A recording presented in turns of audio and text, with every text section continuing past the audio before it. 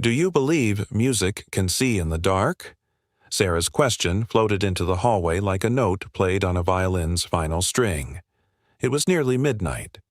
The 31st floor was silent except for the faint classical melody playing from the girl's phone as she sat cross-legged on a velvet bench just outside her mother's glass-walled office.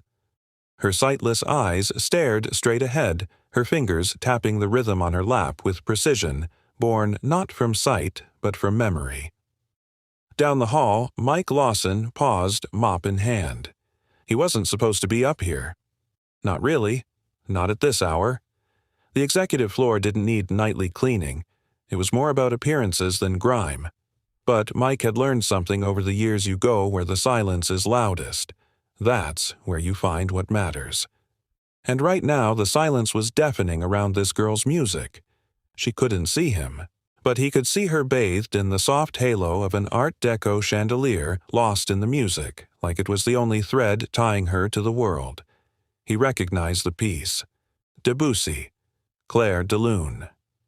10 years ago, that song had filled the air as he lifted his partner into a perfect spin under stage lights. Now it was a ghost of who he used to be. He hesitated.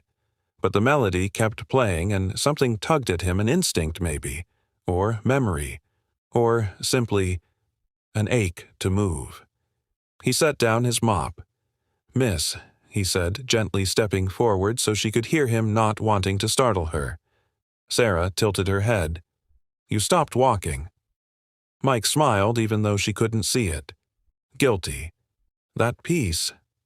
It used to mean something to me. She tilted her face toward the sound of his voice. It still does. To me. The music rose again like moonlight on water.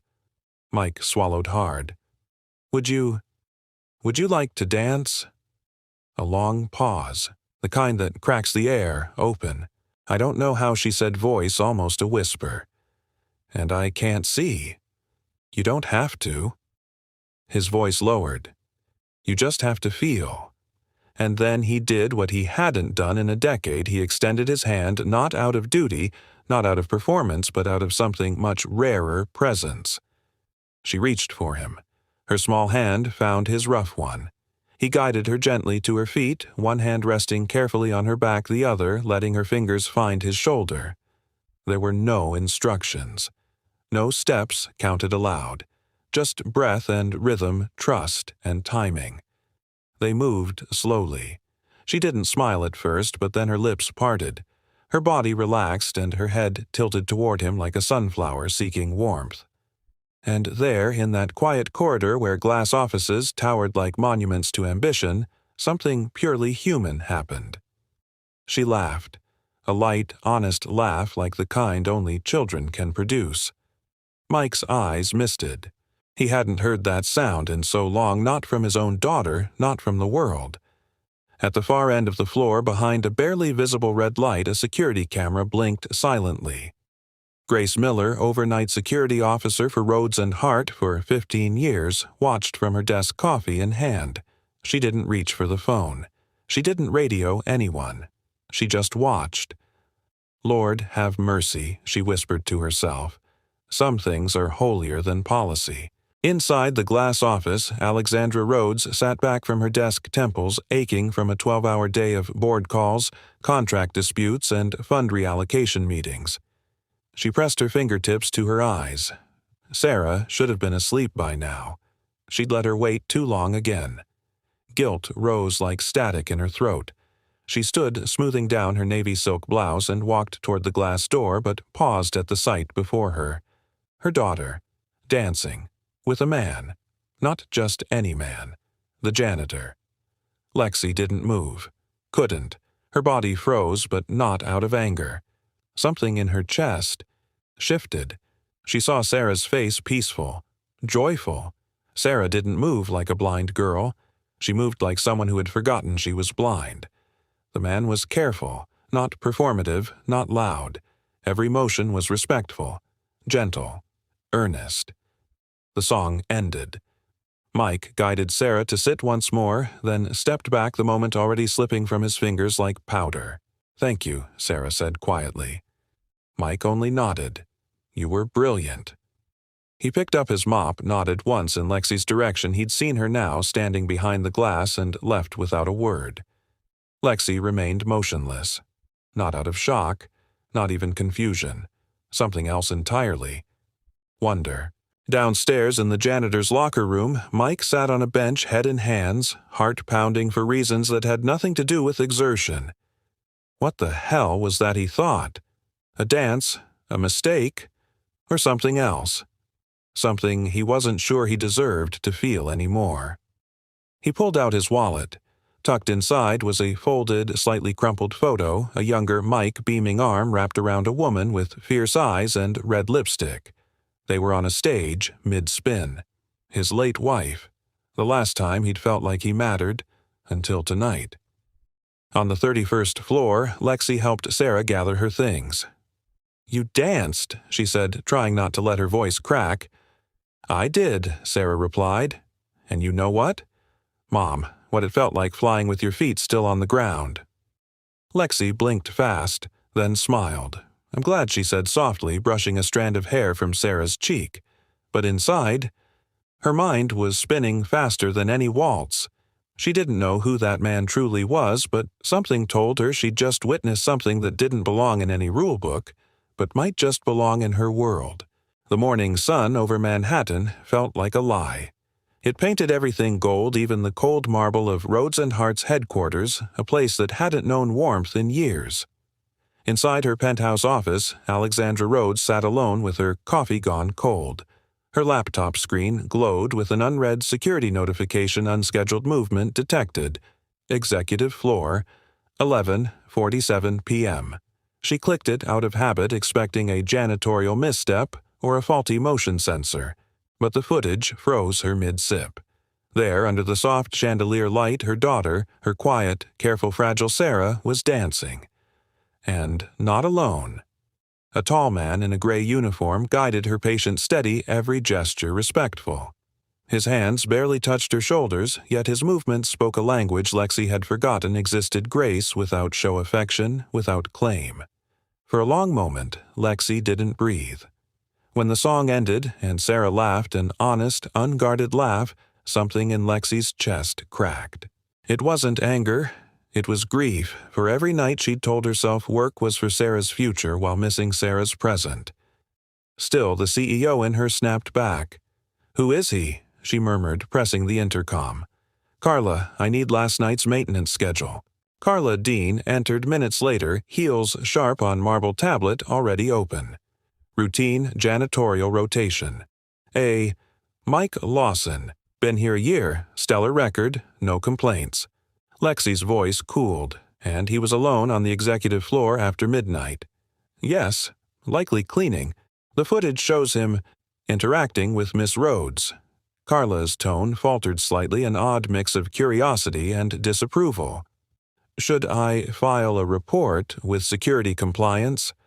Lexi's finger hovered over the pause icon on the video, the frame capturing Sarah mid-spin, face radiant. She whispered, almost to herself, "She's smiling." Carla blinked. Ma'am Lexi straightened, reclaiming her corporate armor. "Not yet. I'll handle it." As the door shut behind Carla, Lexi replayed the moment again and again, searching for something she couldn't name. Was it wrong, or was it right in a way rules couldn't measure? That afternoon, Sarah sat at the breakfast bar at home, tracing a pattern on her glass of orange juice with one fingertip.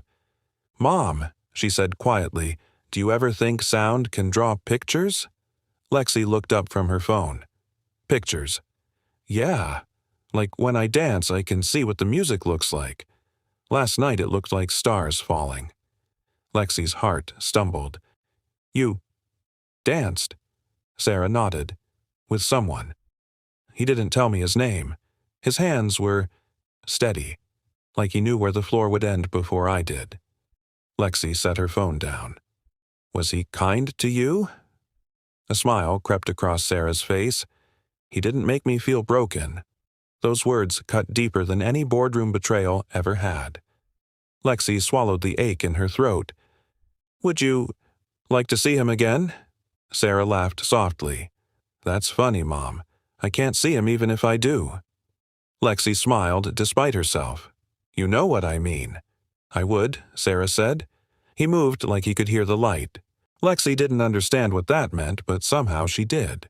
Later that evening, the office corridors smelled faintly of lemon polish and rain from open windows. Lexi walked down the same hallway from the footage, heels, quiet eyes tracing the marble floor where her daughter's shoes had tapped. Mike Lawson was there, shoulders bent as he stacked cleaning supplies back into the cart. He didn't see her approach. "Mr. Lawson," she said. He turned startled. "Ma'am, oh." "Ms. Rhodes, I'm sorry I didn't realize anyone was still here." Lexi's gaze was steady. "You danced with my daughter." He froze, mop handle still in his hand. Yes, ma'am." "I did. It wasn't planned. Explain it to me." His jaw tightened, not defensive, just careful. "She was listening to a song I knew. Claire de Lune. I didn't want to scare her, but she looked like she wanted to move. He paused, searching for the right words. "Sometimes you don't plan the moments that matter." Lexi studied him. No arrogance, no guilt. Just a quiet sincerity that felt out of place in a skyscraper full of ambition. "You know there are boundaries here," she said. "Security policies, confidentiality." "Yes, ma'am, I understand. If I crossed a line, I'll take full responsibility. You're not denying it." "No," he said softly. "I'd rather not erase something that made her happy." The answer hit her like a sudden chord in a silent room. Lexi folded her arms. Most people, when confronted by their boss, start apologizing before they even know why. "I've had enough life happen to me, Ms. Rhodes," he replied quietly to know when an apology would just cheapen the truth. For a moment, the air between them changed. It wasn't just tension, it was recognition. Two people who'd spent too long pretending control was the same thing as peace. Lexi cleared her throat. "You're a janitor, yet you moved like a professional." Mike looked away. "I used to be one, a dancer." He nodded once. A long time ago. Something flickered in her eyes. Surprise, maybe even admiration. "Then why are you here?" He smiled faintly, though it didn't reach his eyes. "Because life doesn't refund tickets when the music stops." Lexi stood silent, unsure if she'd just heard a confession or metaphor. Then Sarah's voice echoed from the hallway her assistant had brought her in early for her therapy session. "Mom, is that you?" Lexi's instinct was to answer, to protect, to control. But she saw the way Mike's expression softened at the sound, like sunlight breaking through years of shadow. Sarah stepped carefully into view, tapping her cane lightly. "Oh, it's you," she said, recognizing his voice. "You're the man who danced like the floor belonged to you." Mike chuckled. "It belongs to anyone brave enough to step on it." Lexi's heart twisted. She had no place in that conversation yet. Somehow, it was hers too. Sarah reached forward, finding Mike's hand again with trusting ease. "Thank you for last night." He hesitated, then bowed his head slightly. "Thank you for reminding me the music's still worth listening to." Lexi turned away, pretending to check her watch, anything to hide the tears threatening her composure. When they left, Carla appeared almost instantly, voice clipped. "Ma'am, should I draft a compliance notice?" That interaction. No, Lexi interrupted. "Not yet." Carla frowned. "Forgive me, but we can't ignore." "Carla," Lexi said quietly, "you have children." The woman blinked. "2 boys." "Then you'll understand. Sometimes rules protect the wrong things." Carla said nothing, though. The disapproval in her silence was loud. As she left, Lexi turned back to the window overlooking the city. The glass reflected her face, and in the reflection a woman she didn't entirely recognize. For years, she had built towers to the sky, believing success could substitute for connection. But one janitor, one dance had exposed the emptiness of those marble halls.